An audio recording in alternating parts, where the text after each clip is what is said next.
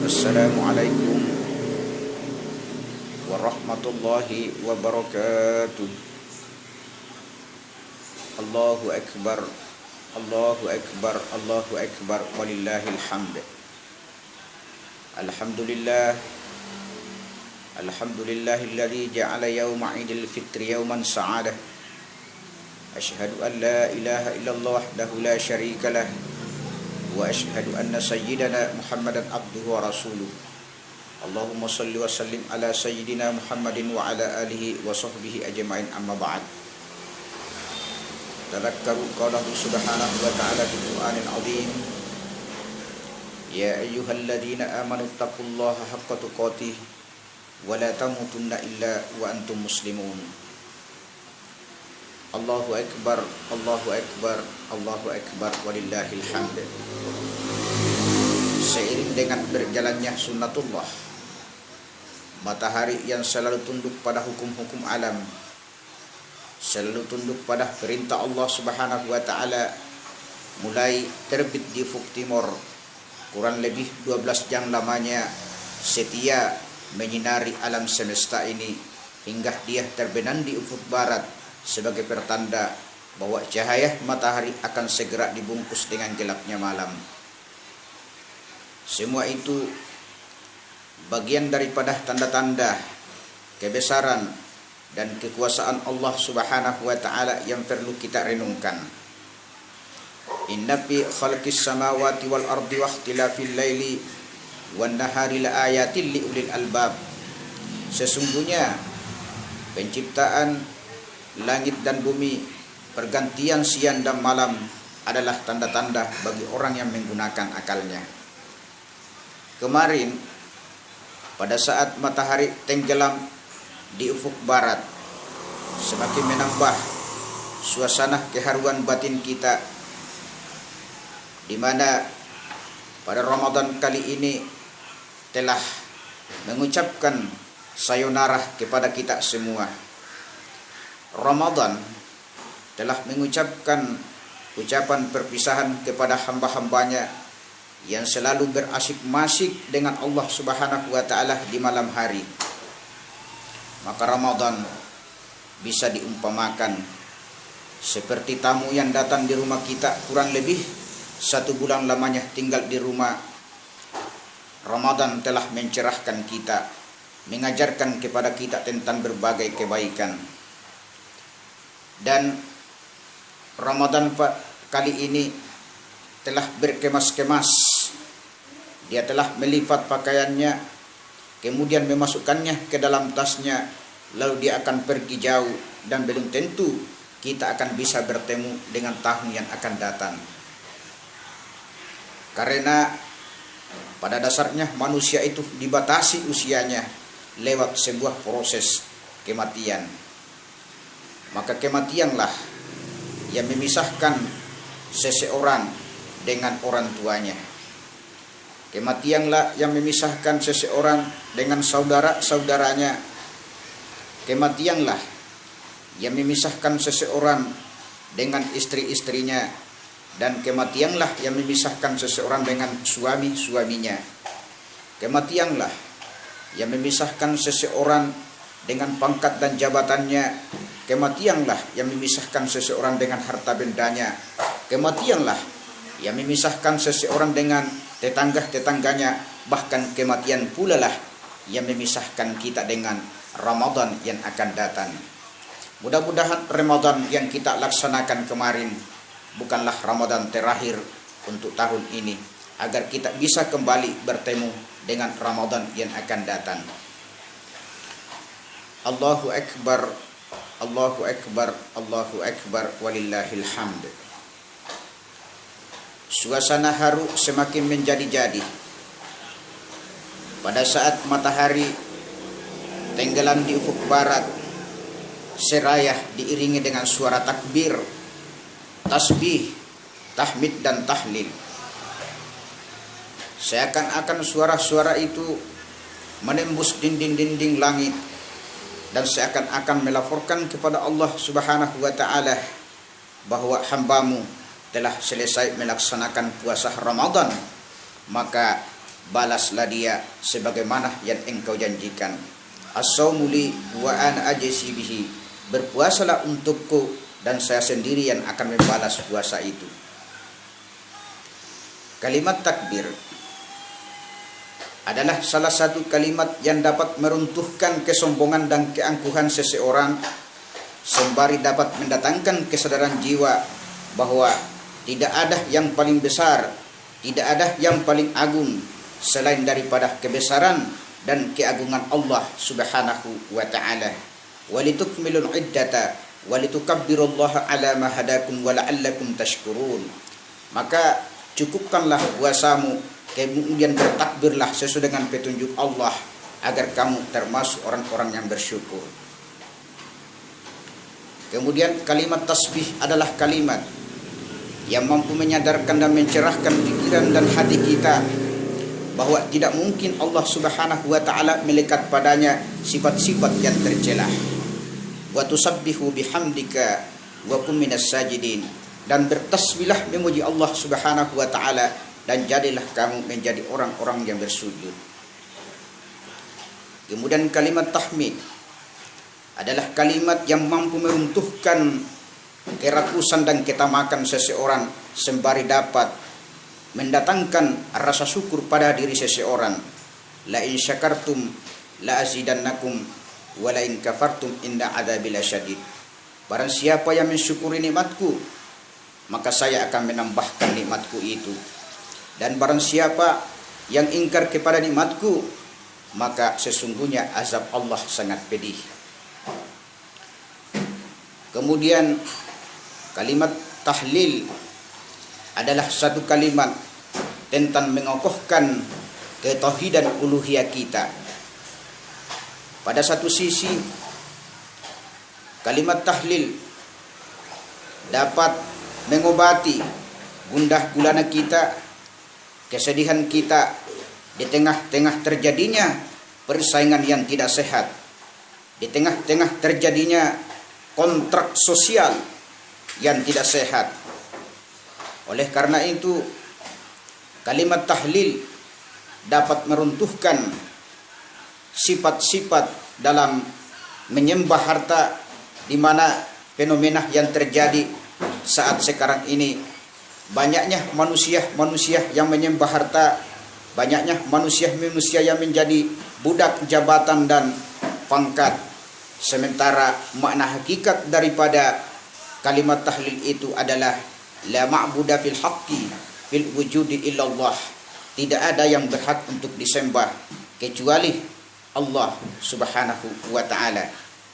Yang dalam tafsiran orang-orang sufi, la ma'buda la wujuda illallah, tidak ada yang ada selain daripada Allah Subhanahu wa ta'ala.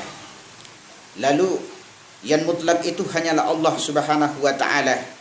Selain daripada Allah adalah nisbi dan relatif. Allahu Akbar, Allahu Akbar, walillahil hamd. Tentu saja beridul fitri pada tahun ini sangat berbeda beridul fitri pada tahun-tahun yang kita sudah lewati. Tradisi mudik yang selalu menjadi impian dan kerinduan bagi saudara-saudara kita yang berada di rantau orang, bagi seorang anak yang sementara mencari rezeki di negeri orang, kini tidak sempat lagi melihat wajah ibu yang sudah mulai keriput. Kini anak-anak yang ada di rantauan tidak sempat lagi mencium tangan ibu, tangan yang selalu mengusap rambut kita pada saat kita kecil, tangan yang selalu membersihkan kotoran kita pada saat kita kecil. Oleh karena itu, bagi saudara-saudara yang masih hidup orang tuanya, datangilah mereka untuk mencium tangannya dan meminta maaf kepada mereka. Bagi seorang anak yang masih hidup orang tuanya, doakanlah mereka juga. Datangilah mereka untuk meminta maaf kepada mereka. Namun bagi anak yang sudah meninggal orang tuanya, jangan lupa selalu mendoakan mereka. Dalam sebuah riwayat, pada saat bayi ingin dikirim ke bumi, maka malaikat berkata kepada bayi, besok saya akan mengirimkan kamu ke bumi. Sang bayi berkata, bagaimana aku bisa hidup di sana? Sedangkan aku ini adalah makhluk kecil dan lemah. Lalu Allah Subhanahu wa ta'ala mengatakan kepada bayi, saya akan memilih malaikat untukmu yang akan menjaga kamu di sana. Lalu bayi lagi berkata, aku di sorga hanya bermain dan bernyanyi. Lalu Allah berkata lagi, malaikat akan menemanimu tersenyum dan bernyanyi, dan kau akan bisa merasakan kehangatan cintanya. Lalu bayi lagi berkata kepada Allah, bagaimana kalau aku ingin berkata kepadamu? Lalu Allah berkata kepada bayi itu, malaikat akan mengajarimu bagaimana engkau berdoa kepada saya. Lalu bayi lagi berkata, saya dengar di sana banyak orang-orang jahat. Lalu Allah berkata, malaikat akan menjagamu dengan sesuai dengan kesanggupannya. Malaikat akan menjagamu dengan sepenuh hati. Lalu bayi lagi berkata, aku sangat bersedih jika aku akan pergi sekarang, karena aku tidak akan pernah lagi melihat wajahmu ya Allah. Lalu Allah Subhanahu wa ta'ala mengatakan kepada bayi itu, malaikat akan mengajarimu bagaimana caranya engkau kembali kepada saya, walaupun pada hakikatnya aku akan selalu ada di sisimu. Lalu bayi berkata lagi kepada Allah, kalaupun saya harus pergi sekarang, maka saya ingin tahu siapa yang akan menjadi malaikat saya di dunia, dan siapa malaikat saya ketika saya nanti tiba di rumah. Kemudian Allah Subhanahu wa ta'ala mengatakan kepada bayi yang mau dikeluarkan ke dunia ini, maka dia mengatakan, panggillah malaikat di rumahmu itu sebagai seorang ibu. Ibu yang selalu menangis ketika engkau tidak ada di rumah. Ibu yang selalu menangis ketika engkau sakit. Ibu yang selalu merindukan kamu ketika engkau tidak ada di sisinya. Oleh karena itu, marilah kita mendoakan ibu kita. Mari kita hormati mereka. Bagi yang sempat mendatangi ibunya, datangilah untuk meminta maaf kepada mereka. Dan bagi yang sudah tidak ada lagi orang tuanya, jangan lupa selalu mendoakan mereka. Allahu Akbar, Allahu Akbar, walillahil hamd. Pada hari ini kita sedang beridul fitri. Dalam memaknai idul fitri, paling tidak ada dua sisi yang harus kita maknai dalam beridul fitri. Yang pertama, bagaimana proses pencarian jati diri manusia, hubungannya dengan Allah Subhanahu wa ta'ala ketika manusia itu rindu kembali kepada hakikat yang sebenarnya. Kata id yang kita maknai berarti dia kembali. Ketika kita berbicara tentang kembali, berarti manusia itu pernah menempati posisi dan tempat itu, kemudian dia akan mau kembali dan rindu ke tempat yang dia pernah tempati semula. Lalu pada sisi pertama, mengenai masalah bagaimana fitrah manusia hubungannya dengan Allah Subhanahu wa ta'ala. Sebelum Allah Subhanahu wa ta'ala menciptakan sesuatu, maka disinilah arus pertemuan antara kehendak manusia dengan kehendak Allah Subhanahu wa ta'ala, di mana pada saat itu dia berada dalam kemujarradannya. Allah Subhanahu wa ta'ala berada dalam kesendiriannya, terlepas dari segala kualitas dan pluralitas, terlepas dari segala sifat dan nama. Dalam transendensi Allah Subhanahu wa ta'ala itu melahirkan kerinduan, rasa cinta untuk bertajalli, untuk menampakkan diri dan bermanifestasi terhadap segala sesuatu. Inilah yang disebutkan dalam hadis Rasulullah sallallahu alaihi wasallam, kuntu kanzan mahfiyan lan urib, fahabbtu an urifa, fa khalaqtul khalqa fa arafuni. Saya adalah harta yang tersembunyi yang belum dikenal. Karena saya rindu untuk dikenal, maka saya menciptakan makhluk. Fakhalaqtul khalqa, maka saya menciptakan sesuatu itu. Fa'aradtu alaihim, maka saya memperkenalkan diri kepada mereka. Fa'arafuni, maka saya dikenal. Kemudian salah satu daripada proses pencarian jati diri umat manusia yang paling hakiki, yaitu dalam rangka dia ingin kembali kepada Allah Subhanahu wa taala sebagaimana yang pernah dialaminya di alam primordial. Oleh karena itu, fitrah manusia itu ingin kembali kepada Allah Subhanahu wa taala. Fitrahnya ingin kembali berjumpa dengan Allah Subhanahu wa taala sebagaimana dalam Al-Qur'an dikatakan, alastu birabbikum qalu bala. Kata Allah Subhanahu wa taala, alastu birabbikum qalu bala syahidna. Kata Allah Subhanahu wa taala kepada manusia, apakah kamu tidak tahu bahwa saya ini adalah Tuhan kamu? Semua manusia menjawab pada saat itu, baik yang belum lahir, baik yang sudah sementara hidup, maupun yang sudah lama meninggal, menurut sebagian ahli tafsir, bahwa semuanya pernah berjanji di hadapan Allah dalam rangka untuk mengetahui keberadaan Allah Subhanahu wa taala. Maka fitrah manusia itu ingin kembali kepada Allah Subhanahu wa taala, ingin kembali berjumpa dengan Allah Subhanahu wa taala sebagaimana yang pernah dia alami pada saat terjadinya di alam primordial. Kemudian makna fitrah yang kedua yaitu antara manusia dengan manusia yang lain. Kenapa disebut dengan al-ihsan yang berarti juga al-uns? Makna al-uns berarti senang dan harmonis. Manusia sebagai makhluk sosial terkadang menghadapi berbagai persoalan dalam masyarakat, menghadapi berbagai persoalan dengan tetangganya, menghadapi persoalan dengan keluarganya.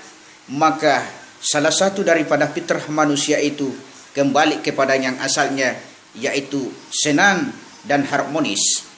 Maka kalau kita tidak ingin kembali kepada keharmonisan dan senang, berarti kita menyalahi fitrah kita sebagai manusia yang cenderung ingin berharmonis, rukun dengan orang lain, rukun dengan tetangga kita, rukun dengan istri kita, rukun dengan saudara-saudara kita, harmonis dengan suami istri. Nah, inilah makna Idul Fitri yang bisa kita maknai dari dua sisi. Oleh karena itu, karena pada hari ini adalah kita berlebaran dan beridul fitri, maka tidak ada kata yang paling pantas kita ucapkan yang harus menghiasi bibir kita pada hari ini adalah kita saling memaafkan antara satu dan yang lain. Allahu Akbar, Allahu Akbar, walillahil hamd. Sebagai terakhir, mari kita sama-sama berdoa kepada Allah Subhanahu wa taala dalam menghadapi situasi yang menimpa bangsa Indonesia saat sekarang ini. Amin ya rabbal alamin. Ya Allah ya Rabbi, Engkau telah mentakdirkan dan memutuskan bahwa pada hari ini kami berkumpul di tempat yang sangat sederhana ini dalam rangka membesarkan dan mengagungkan nama-Mu ya Allah. Kami juga menerima semua takdir-Mu terhadap cobaan musibah yang menimpa kami. Ya Allah ya Rabbi, Engkau telah memperlihatkan ayat-ayat kauniyam kepada manusia. Oleh karena itu ya Allah, berikanlah kami kearifan, berikanlah kami pemahaman, berikanlah kami pengetahuan agar kami dapat menangkap, agar kami dapat memahami, dan agar kami dapat membaca rahasia dan hikmah di balik daripada musibah yang terjadi pada saat ini. Ya Allah ya Rabbi, kami sangat mengetahui bahwa yang memberikan dan mengiringkan musibah ini adalah Engkau ya Allah. Oleh karena itu, tidak ada yang bisa menghilangkan, tidak ada yang bisa mengangkat musibah ini selain daripada Engkau ya Allah. Oleh karena itu kami memohon kepada Engkau ya Allah, angkatlah musibah ini Angkatlah penyakit yang ada dalam diri kami. Sehatkanlah jiwa dan raga kami. Sabatkanlah kami dalam melaksanakan ketaatan kepadamu ya Allah, agar kami termasuk hamba-hamba yang engkau sebutkan di dalam Al-Quran, ya ayyuhan nafsul mutmainnah irji'i ila rabbiki radiyatan mardiyah fadkhuli fi ibadi wadkhuli jannati. Demikian, mudah-mudahan tausiah yang saya sampaikan ada manfaatnya. Wallahu muwaffiq ila aqwamit thoriq. Wassalamualaikum warahmatullahi wabarakatuh.